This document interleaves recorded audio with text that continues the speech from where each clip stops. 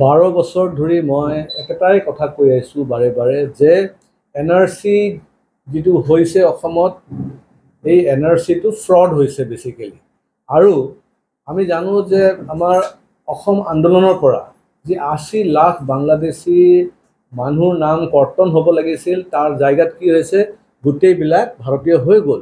আৰু ভাৰতীয় যে হৈছে তাৰ কাৰণে মূল কাৰণটো আছিলে কি যে আমাৰ যিসকল থলুৱা মুছলমান মানুহ আছে তেওঁলোকৰ লিগেসি ডাটা তেওঁলোকে ইউজ কৰি পেলাই তেওঁলোকে নিজৰ নাম অন্তৰ্ভুক্ত কৰিছিল NRCত। আৰু সেইটো মই আজি প্ৰমাণ কৰিব বিচাৰিছোঁ যে আপোনালোকে ইয়াত দেখা পাইছে যে ইয়াতে এটা আমাৰ লিগেসি ডাটা আছে আৰু এই লিগেসি ডাটাটো হৈছে জয়াদ আলী।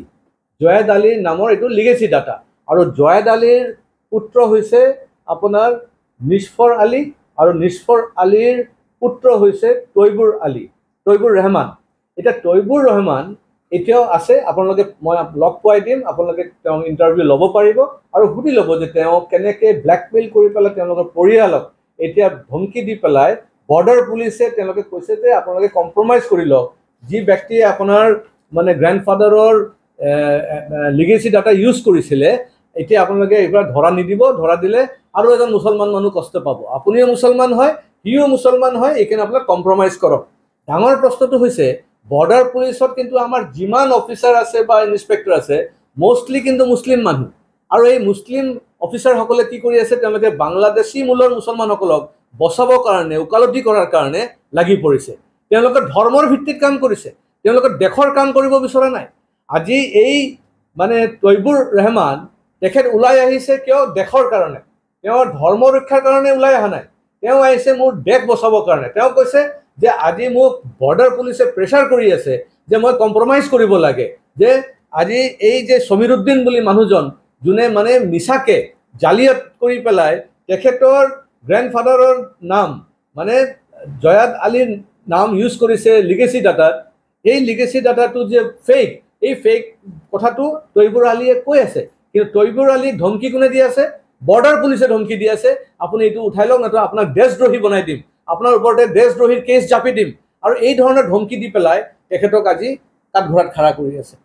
এই ধৰণে যদি তেওঁলোকে কাঠঘৰাত খাৰা কৰে, আজি যিসকল বাংলাদেশী মুছলমান মানুহে ভাৰতীয় মূলৰ মুছলমান মানুহসকলৰ লিগেসি ডাটা ইউজ কৰিছে তেওঁলোকেতো কেতিয়াও মুখ নুখুলিব, তেওঁলোকেতো আকৌ আক্ৰান্ত মানে ভয়ত মানে তেওঁলোকে চুপচাপ বহি থাকিব। আৰু এই প্ৰকাৰে কিন্তু আজি আমি ধৰিছোঁ মই নিজেও কথা পাতিছিলোঁ এই বৰ্ডাৰ পুলিচৰ অফিচাৰ ইছবাকুল, তেওঁ বৰ্ডাৰ পুলিচত আছে। আৰু তেখেতৰ লগত মই কথা পতাৰ পিছতে গম পালোঁ যে মানে তেওঁ ইমান এগ্ৰেছিভ। তেওঁ কৈছে যে মই সমীৰুদ্দিনকো একশ্যন ল'ম, যে তেওঁ এজন বাংলাদেশী হৈ পেলাই কেনেকৈ এজন ভাৰতীয় মূলৰ মানুহৰ লিগেসি ডাটা ইউজ কৰিলে, আৰু মই তৈবুৰ ৰহমানকো মই দেশদ্ৰোহী কেছ দি দিম, তেখেতৰ মানে গ্ৰেণ্ডফাদাৰৰ লিগেসি ইউজ কৰি পেলাই কেনেকৈ তেওঁলোকে মানে NRC দিলে। কিন্তু তৈবুৰ ৰহমানে কৈ আছে যে এই যে আপোনাৰ সমীৰুদ্দিন যে লিগেসি ডাটা ইউজ কৰিছে সেইটো তেওঁলোকে নাজানে বুলি কৈ আছে। তেওঁ কৈ আছে যেতিয়া বৰ্ডাৰ পুলিচৰ পৰা নটিচ আহিলে যে একে মানে নামত এনেকৈ থ্ৰী যেতিয়া মিলা নাই, তেখেতে ক'লে যে আমিতো নাজানো, এতিয়া কোনোবাই যদি আমাৰ লিগেসি ডাটা লৈ পেলাই ইউজ কৰিছে আৰু আমি এতিয়া গম পাইছোঁ, আমিতো ৰেডি আছোঁ কোৰ্টত গৈ খাৰা হ'বৰ কাৰণে, যি ধৰণৰ একশ্যন হ'ব তেওঁলোকে ল'বলৈ সাজু আছে। কিন্তু তেওঁলোকক কি ধমকি দি আছে? দেশদ্ৰোহীৰ কেছ দি দিব বুলি। আৰে তেওঁ দেশ বচাবৰ কাৰণে আজি এইখিনি কথা কৈ আছে, মানুহজনক ধৰাই দি আছে। আৰু পুলিচৰ মানুহ তেওঁ মুছলিম মানুহ হৈ পেলাই ক'ত দেশৰ সেৱা কৰিব লাগে, অসমৰ সন্তান হিচাপে অসমৰ সেৱা কৰিব লাগে। আৰু ভাৰতবৰ্ষৰ আছাম পুলিচত চাকৰি কৰাৰ পিছত ভাৰতবৰ্ষৰ সংবিধানৰ ওপৰত তেওঁ মানে আস্থা আজি নাই, তেওঁৰ ধৰ্মৰ ওপৰতে আস্থা বেছি। এই ধৰণৰ যদি পৰিস্থিতি হয় এইটো বহুত কিন্তু সাংঘাতিক কথা হ'ব। সেইকাৰণে মই মাননীয় মুখ্যমন্ত্ৰী ডাঙৰীয়া অনুৰোধ কৰিম প্ৰত্যেকটা বৰ্ডাৰ পুলিচ চেক কৰিব লাগে, তাতে যদি একচুৱেলি যদি মুছলিম মানুহ যদি তাতে অফিচাৰ হৈ বহি আছে তেওঁলোকে কিন্তু এই ধৰণৰ কাৰ্য কৰি আছে। আৰু মই আজি এইটো প্ৰমাণ মানে ইছবাকুলৰ নামত খালি নহয়, আপোনালোকে মন কৰিব কিছুদিন পূৰ্বে মই আৰু এটা কেছ আনিছিলোঁ আপোনাৰ এই কি বুলি কয় এইটো আবুল কালাম আজাদ আমাৰ ইনস্পেক্টৰ বৰ্ডাৰ পুলিচ আছিলে হুজাইত, তেখেতো একে কাম কৰি আছিলে। মই এক ডজন নাম কৈ দিব পাৰিম যে মুছলিম অফিচাৰ আমাৰ বৰ্ডাৰ পুলিচত তেওঁলোকে কি প্ৰকাৰে মুছলমান মানুহক ধমকি দি পেলাই তেওঁলোকে মানে বাংলাদেশী মূলৰ মুছলমানসকলক নাগৰিকতা প্ৰদান কৰিব বিচাৰি আছে সেইকাৰণে এইটো কিন্তু ইমিডিয়েটলি একশ্যন হ'ব লাগে কিন্তু তেওঁ এইটো কমপ্লেইন দিয়াৰ পিছত বৰ্ডাৰ পলিচি যদি তেওঁক যদি এতিয়া দেশদ্ৰোহী কেছ দি পেলাই তেওঁক ফচাই দিয়ে কিমান কিমান ডাঙৰ কথা হ'ব কিমান মানে লাজৰ কথা হ'ব আমি আমাৰ দেশ বচাম নে তেওঁলোকৰ খালি ধৰ্ম খালি বচোৱাৰ কথা ক'ব বাংলাদেশী মূলৰ মুছলমানসকলে যদি আৰৱতো যায় তাতেও তেওঁলোকৰ স্থান নাই এইটো কথা মনত ৰাখিব বাংলাদেশী মূলৰ মুছলমানসকলে যদি ডুবাইত যায় আৰৱত যায় কুৱেইটত যায় তাতে তেওঁলোকক খেদি পঠায় তাৰমানে ইমান ঘৃণা কৰে আৰৱৰ মুছলমানসকলে ঘৃণা কৰে আৰু ভাৰতবৰ্ষত এই বাংলাদেশী মুছলমানক ভাৰতীয় কৰাৰ কাৰণে আসাম পুলিচৰ যিবিলাক অফিচাৰ আছে আপোনাৰ এই 4-5টা নাম আপোনাক দিলোঁ এই মানুহসকলে কি কৰিব বিচাৰিছে কিয় নিৰহ মুছলমান মানুহবিলাকক তেওঁলোকে মানে আক্ৰান্ত কৰি আছে তেওঁলোকে কষ্ট দি আছে যে আপোনাক দেশদ্ৰোহী কেছ দি দিম সেইকাৰণে মই মাননীয় মুখ্যমন্ত্ৰী ডাঙৰীয়াক অনুৰোধ কৰিম যে যিমান সোনকালে পাৰে য'ত য'ত বাংলাদেশী মূলৰ মুছলমানসকল আছে আৰু বৰ্ডাৰ পুলিচত মুছলিম অফিচাৰ্ছ আছে তেওঁলোকৰ ওপৰতে যেন অলপ একশ্যন লয় আৰু চকু ৰাখে আৰু নহ'লে এই প্ৰকাৰে ভিতৰে চলি আছে ইয়াৰ সমাধান নহ'ব তেতিয়াহ'লে আপুনি যিগৰাকী বৰ্ডাৰ পুলিচগৰাকীৰ কথা কৈছে তেওঁ বৰ্তমান কৰ্তব্যৰত অৱস্থা তেওঁ মোৰাজাৰ পুলিচ ষ্টেচনত আছে এতিয়া বৰ্তমান মোৰাজাৰ পুলিচ ষ্টেচনত আছে আৰু তেওঁ মানে বেচিকেলি হৈছে পুৰণি গুদামৰ মানুহ কি নাম মানুহজনৰ মানুহৰ নাম হৈছে ইছবাকুল মানুহজনৰ নাম হৈছে ইছবাকুল মোৰাজাৰ বৰ্ডাৰ পুলিচত আছে মোৰাজাৰ বৰ্ডাৰ পুলিচত আছে তেওঁ কিমান বছৰ ধৰি তাত আছে কিবা গম পাইছে মই ইমানটো গম পোৱা নাই কিন্তু তাতে আছে আপুনি যোগাযোগ কৰিছিলে তেখেতৰ আৰু কি এটা ইণ্টাৰেষ্টিং এই যে আপোনাৰ সমীৰুদ্দিন বুলি মানুহজন ছান অফ আজিৰুদ্দিন তেওঁৰ নামটো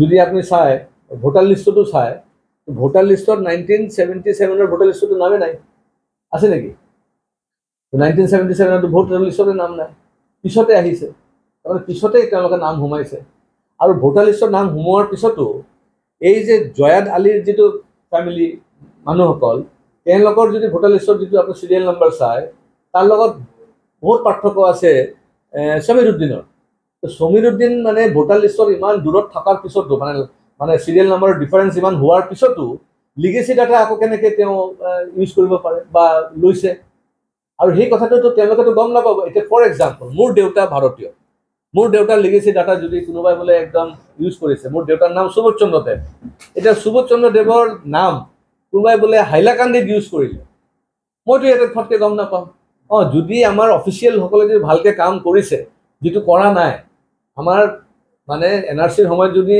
সকলোৱে যদি মিলি ভালকৈ কাম কৰিলেহেঁতেনতো আৰু কথাই নাথাকিলেহেঁতেন কৰা নাই কাৰণে গম পোৱা নাই এতিয়া হয়তো NRC ডাটা জমা হৈ গ'ল NRC ডিক্লেয়াৰ কৰি দিলে এই NRCটো ডিক্লেয়াৰ হোৱাৰ পিছত আজি যদি কোনোবাই যদি মোক নটিচ কৰে যে আপোনাৰ দেউতাৰ লিগেচি ডাটা লৈ পেলাই হাইলাকান্দিৰ পৰা কোনোবাই এপ্লাই কৰিছে তো মোৰ কি দুখ মই কেনেকৈ গম পাম আৰু তাৰপিছত যদি পুলিচে আহি মোক কয় যে আপোনাৰ ওপৰতে মই দেশদ্ৰোহী কেছ দি দিম এইটো কি জাষ্টিচ হ'ল নেকি সেইকাৰণে অসমত যে লাখ লাখ বাংলাদেশী মুছলমান মানুহে যে তেওঁলোকে যে ভাৰতীয় মূলৰ কিছুমান মুছলমান মানুহৰ যে আপোনাৰ লিগেচি ইউজ কৰিছে তাৰ সবচে ডাঙৰ প্ৰমাণ আজি আপোনাৰ সন্মুখত দি দিম NRCৰ পুনৰীক্ষণ আকৌ আপুনি বিচাৰে নেকি এইটোতো গোটেই অসম বিচাৰি আছে আমাৰ মুখ্যমন্ত্ৰী ডাঙৰীয়াই বিচাৰি আছে আমাৰ এণ্টায়াৰ যিসকল ভাৰতীয় নাগৰিক খিলঞ্জীয়া মানুহ চবেই বিচাৰি আছে যে আমাৰ NRC আকৌ হ'ব লাগে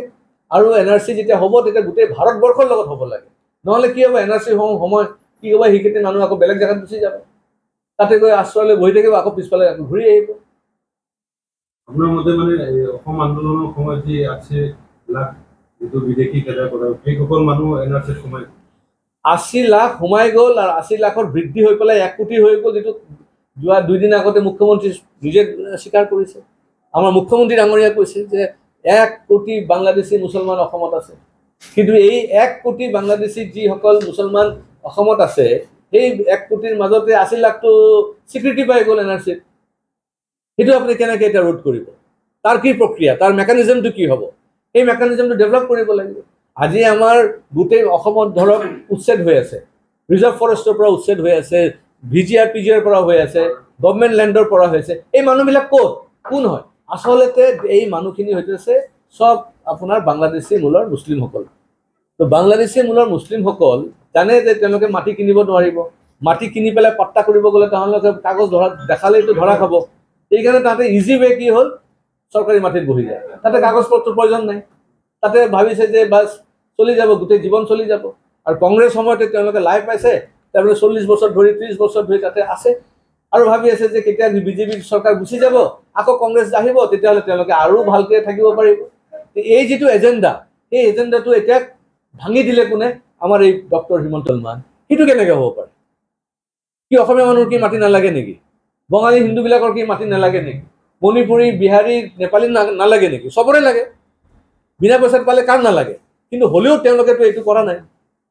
এইটো স্পষ্ট যে এইবিলাক বাংলাদেশী মূলৰ মুছলমান, তেওঁলোকে আশ্ৰয় পাইছে ইয়াতে কংগ্ৰেছ পিৰিয়ডত, আৰু তেওঁলোকে থলুৱা মুছলমান মানুহসকলৰ লিগেচি ডাটা ইউজ কৰি পেলাই তেওঁলোকে আজি NRCত নাম অন্তৰ্ভুক্ত কৰিছে। তাৰ আজি ডাঙৰ প্ৰমাণ আপোনালোকক সন্মুখত মই দি দিলোঁ।